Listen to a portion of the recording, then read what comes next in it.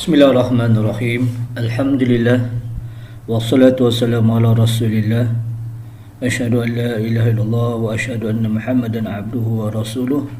Allahumma salli wa sallim ala sayyidina Muhammad wa ala ali Muhammad bi'adadi rahmatillah. Allahumma salli wa sallim ala sayyidina Muhammad wa ala ali Muhammad bi'adadi man salla alaihi. Allahumma aftah alaina hikmataka وانشر علينا من خزائن رحمتك يا أرحم الراحمين اللهم رب اشرح لي صدري ويسر لي أمري واحلل عقدة من لساني يفقهوا قولي رب زدني علما وارزقنا فهما. Murid yang dirahmati Allah Subhanahu wa taala, alhamdulillah, bersyukur kita kepada Allah Subhanahu wa taala dapatlah kita meneruskan perkongsian perbincangan pada hari ini 17 Muharram 1443 Hijrah bersamaan dengan 26 Ogos 2021 Masihi. Murid yang dirahmati Allah Subhanahu wa taala, objektif perkongsian pengajaran tiap murid dapat mengenal pasti tiap-tiap perkara dan juga tiap-tiap murid dapat memahami maksud tiap-tiap perkara. Dengan adanya perkongsian pengajaran melalui penerangan guru, melalui atas talian,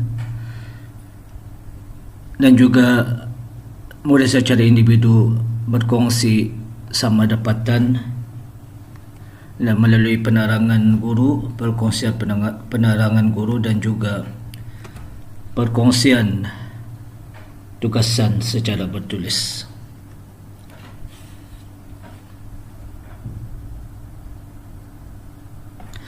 Alhamdulillah, perbincangan murid yang dirahmati Allah Subhanahu wa taala, perkongsian pengajaran pada pelajaran Rasul pilihan,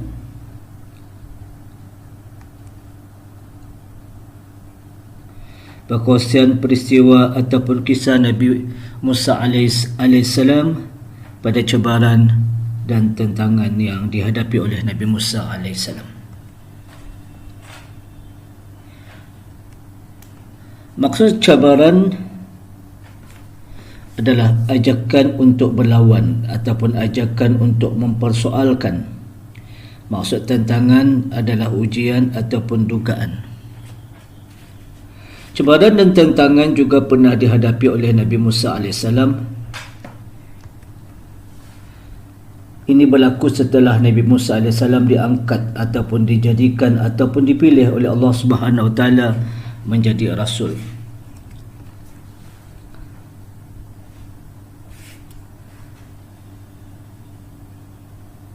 Nabi Musa AS menghadapi ataupun berhadapan dengan pelbagai ataupun bermacam-macam cabaran dan tentangan.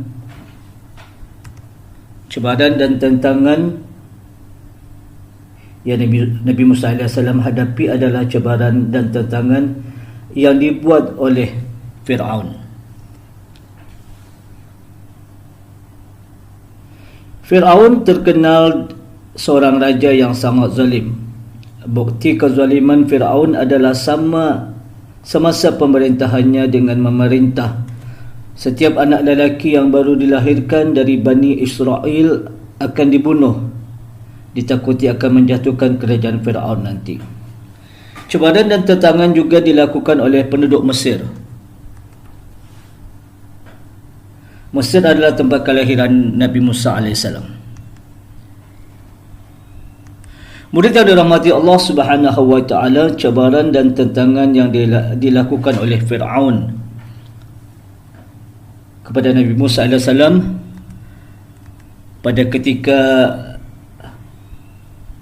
ketika itu Fir'aun mengaku dirinya sebagai Tuhan.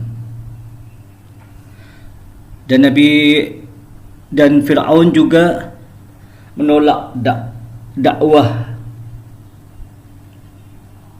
ataupun tidak menerima dakwah ataupun ajakan Nabi Musa AS untuk beriman kepada Allah Subhanahu wa taala. Inilah cabaran dan tentangan yang Nabi Musa AS hadapi dari Fir'aun. Pada ketika itu Fir'aun mengaku dirinya adalah sebagai Tuhan, dan juga Fir'aun menolak dakwah ataupun ajakan untuk beriman pada Allah Subhanahu wa taala. Seterusnya cabaran dan tentangan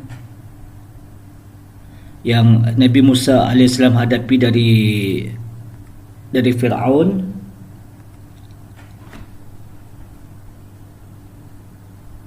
dengan menuduh Nabi Musa AS seorang ahli sihir.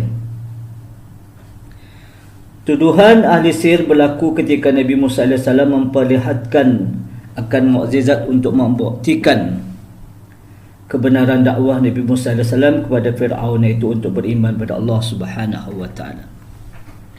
Inilah sebab Fir'aun menuduh Nabi Musa AS seorang ahli sihir, di mana ketika Nabi Musa AS memperlihatkan akan mukjizat baginda bagi membuktikan kebenaran dakwah baginda Nabi Musa AS.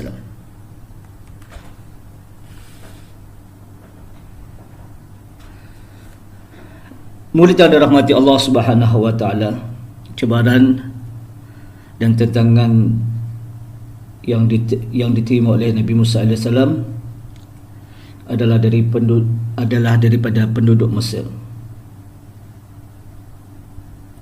ataupun dilakukan oleh penduduk Mesir dengan menolak dakwah atau ajakan Nabi Musa AS untuk beriman kepada Allah Subhanahu wa taala.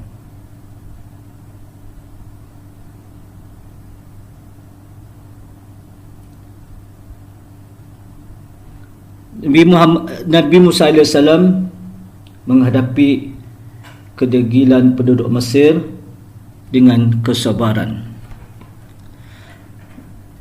Nabi Musa AS menghadapi kedegilan penduduk Mesir yang menolak dakwah Nabi Musa AS untuk mengajak membawa beriman kepada Allah Subhanahu wa taala dengan kesabaran.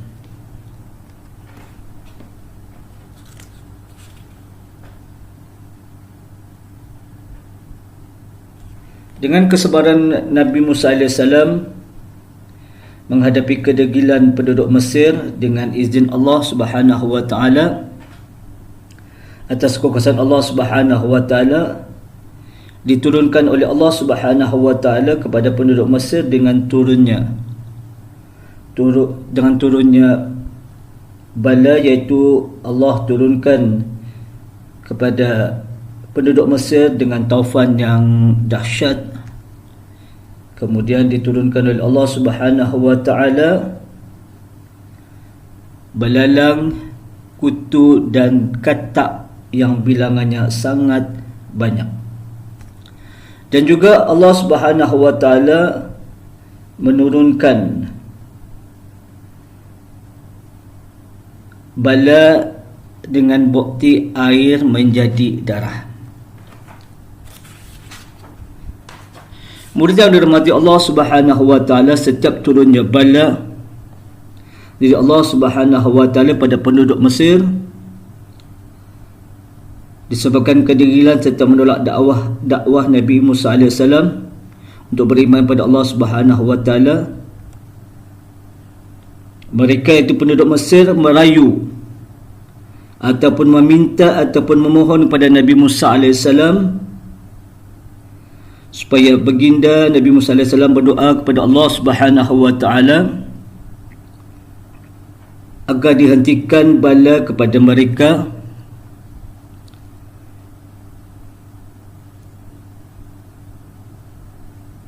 dan juga penduduk Mesir juga berjanji untuk beriman pada Allah Subhanahu wa taala.